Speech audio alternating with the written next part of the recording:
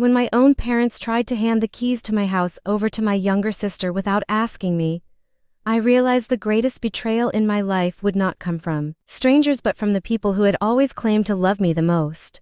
That single afternoon forced me to choose between protecting the family image they cared about so much and protecting the life I had spent years building with my own determination.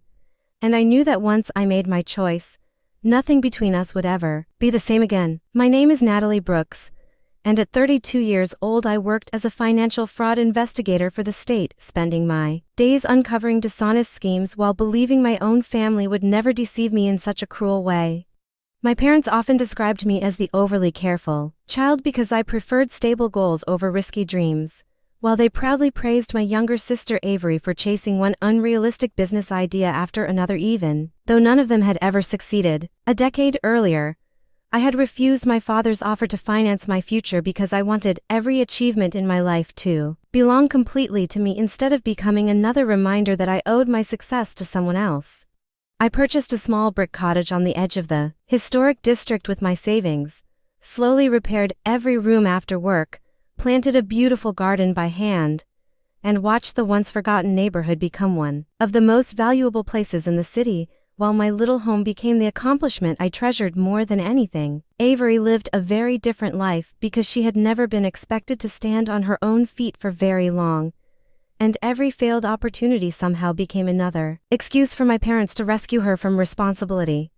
Whenever she abandoned another job or announced another impossible plan, they insisted she simply needed more encouragement,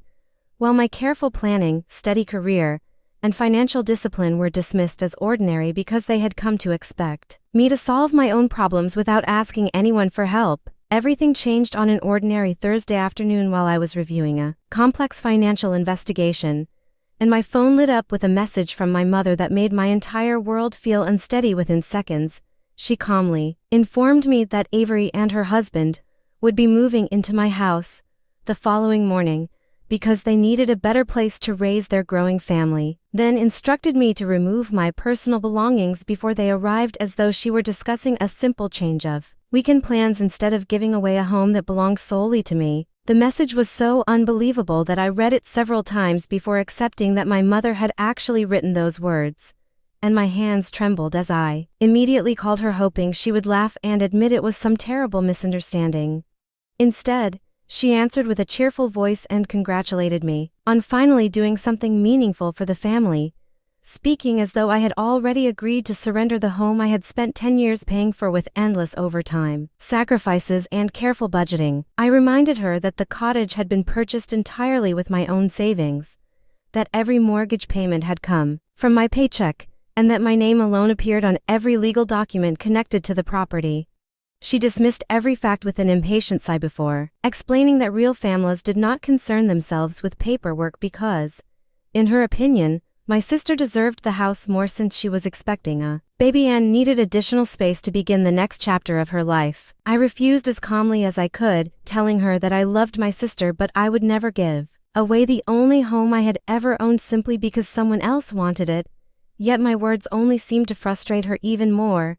She argued that I was still unmarried and living alone while Avery was preparing to become a mother, insisting that I could easily move back into my childhood bedroom until I found a smaller apartment that better suited a single woman with no children. The conversation quickly turned into an argument when I asked why Avery could not simply stay with our parents, since they lived in a huge 5-bedroom home with plenty of unused space, and my mother immediately rejected the idea without the slightest hesitation.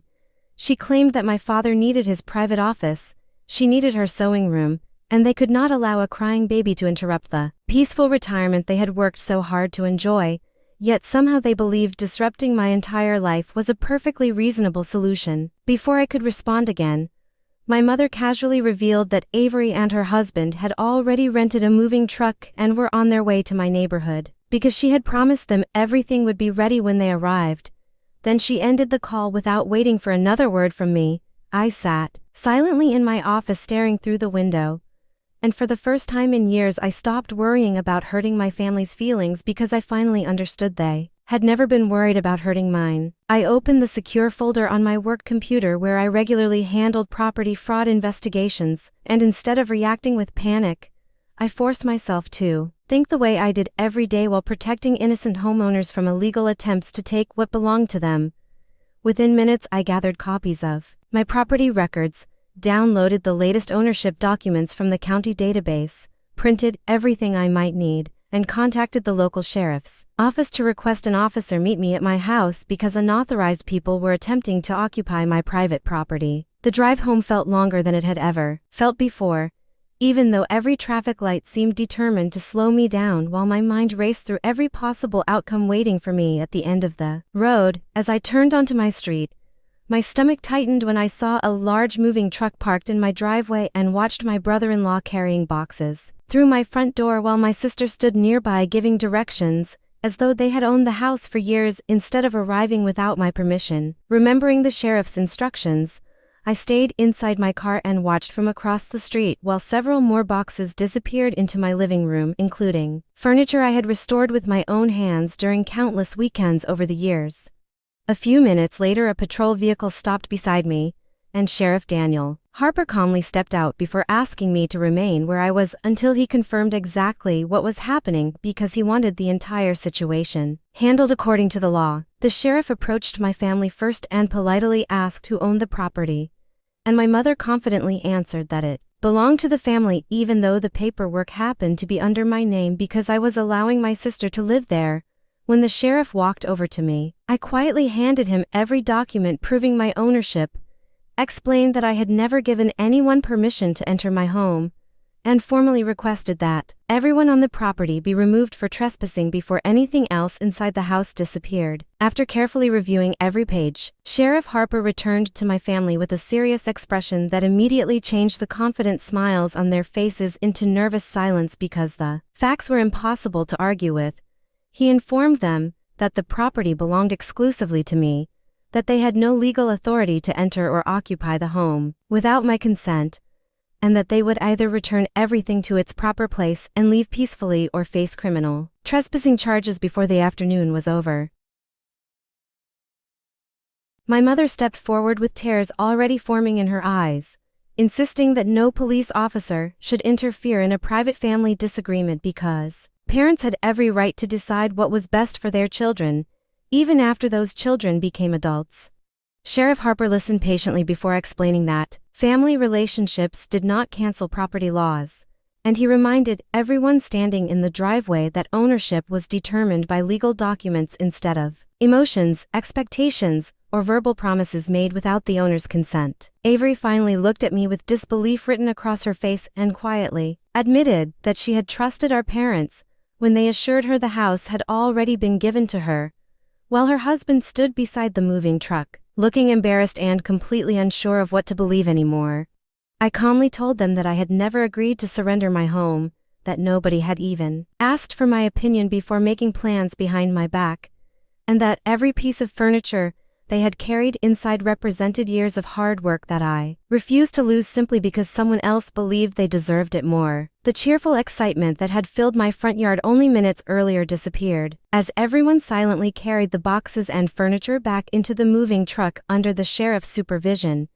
and the neighbors watched from their porches without saying a word as the uncomfortable scene unfolded. Before leaving, my father warned me that I was destroying the family by embarrassing everyone in front of the neighborhood, but I answered that the family had begun falling apart the moment they believed they could take something that belonged to me without respect, honesty, or permission. As soon as the moving truck pulled away,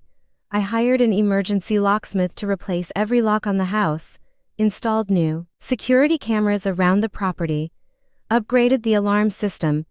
and saved digital copies of every document connected to the incident in multiple secure locations.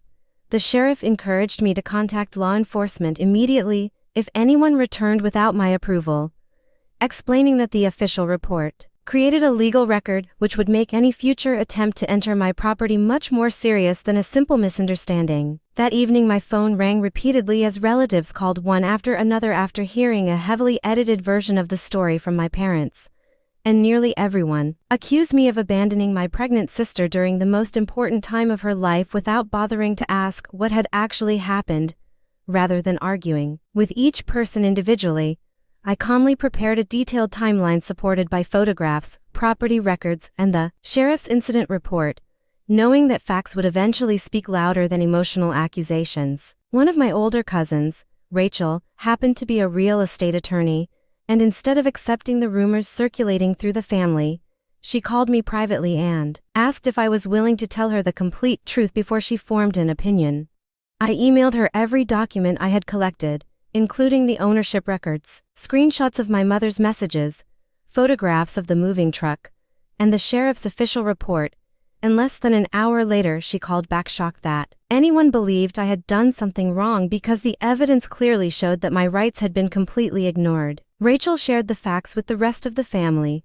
and the atmosphere changed almost overnight as several relatives apologized for judging me without hearing my side, while others quietly stopped defending my parents once they realized what had actually happened. My parents refused to admit they had crossed a line, but they quietly rented an apartment for Avery and her husband,